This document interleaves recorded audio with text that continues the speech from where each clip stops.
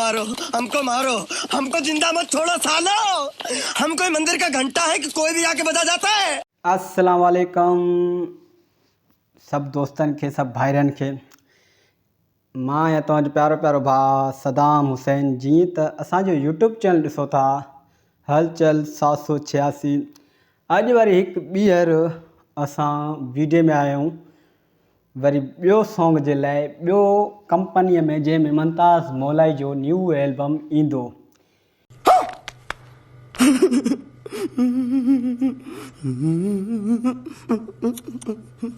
गाने जा बोल आहिनि, मुंहिंजी जान तोसां सिर लॻे। ऐं भाऊ मुमताज़ मौलाई इहो सॉन्ग तव्हांखे टोटको ॿुधायां थो। जेके भी दोस्त नवां आयो भाइर सिंधी जेके भी आहिनि मुंहिंजे यूट्यूब चैनल के यार आगे बोल। नहीं बता भाई भाई भाई मेरा भाई बता मेरा बता सपोर्ट कयो ऐं लाइक कयो ऐं कमेंट कयो ऐं अॻिते शेयर भी कयो। अची त पहिरियां उहो सॉन्ग ॿुधूं था, पोइ ॻाल्हायूं था भाऊ मुमताज़ मौलाई जे एल्बम जे बारे में। 2024 जो मतिलबु अचण वारो आहे हीउ गानो एल्बम जेको मुंहिंजी जान तोसां सिर लॻे। अची ॾिसूंसि था।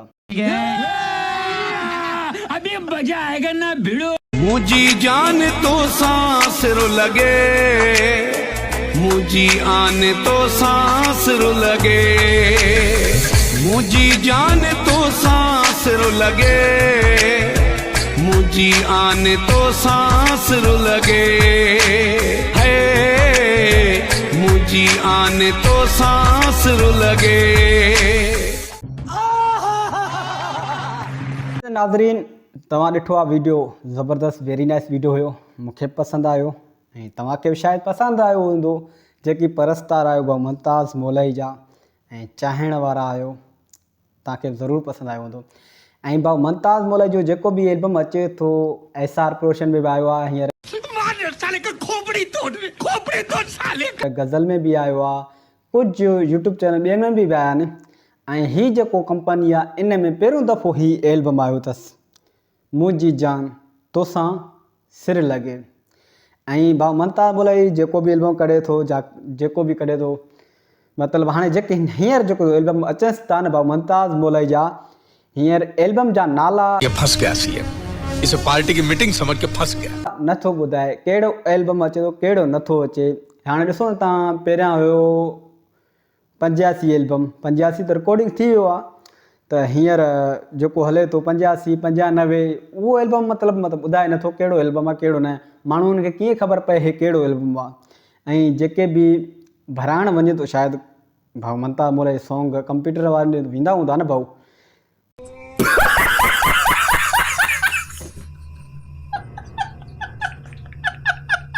उन्हनि खे कहिड़ी ख़बर त कहिड़ो एल्बम आहे, त उन्हनि खे त ख़बर न आहे, सिर्फ़ु न्यू सॉन्ग न्यू एल्बम लिखी सघनि था बसि, त ख़बर त पए भाऊ 95 एल्बम आहे, 23, 24, 25 जेको बि आहे ॿुधाई नथो भाऊ मुमताज़ मौलाई।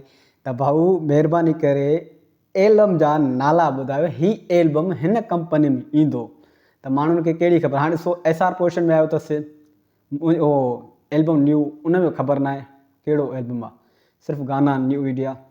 ऐं गज़ल में आया अथसि, उन में आहे 124 एल्बम जो नालो अथव, 124 एल्बम आहे, त उन में ख़बर आहे पापा हे भाऊ मुमताज़ मौलाई जो हीउ एल्बम जो रिकॉर्डिंग हले थो, हीउ अचण वारो, त ख़बर त पए न माण्हुनि खे, हे त भाऊ ॿुधाए बि नथो।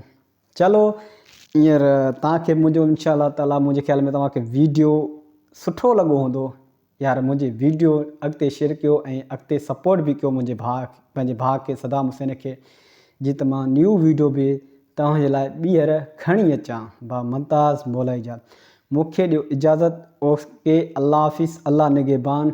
वरी मां चवां थो मुंहिंजे यार यूट्यूब चैनल खे सब्सक्राइब कयो ऐं लाइक कयो ऐं कमेंट कयो ऐं घंटीअ खे दॿाइण न विसारिजो। ऐं वीडियो सुठो लॻेव त हेठियां खत्म, bye bye, tata, goodbye, गया मैसेज में ज़रूरु मूंखे ॿुधायो, जीअं त वीडियो ॿीहर मां ठाहियां। ऐं काफ़ी कुछ ॾींहं टाइम मतिलबु थियो आहे मां वीडियो न्यू न खणी आयो आहियां। वरी ॿीहर वीडियो मां तव्हां भाइरनि जे लाइ खणी आयो आहियां। यार मुंहिंजे यूट्यूब चैनल खे ज़रूरु सपोर्ट कजो। ओके, अल्लाह हाफ़िज़, दुआनि में यादि।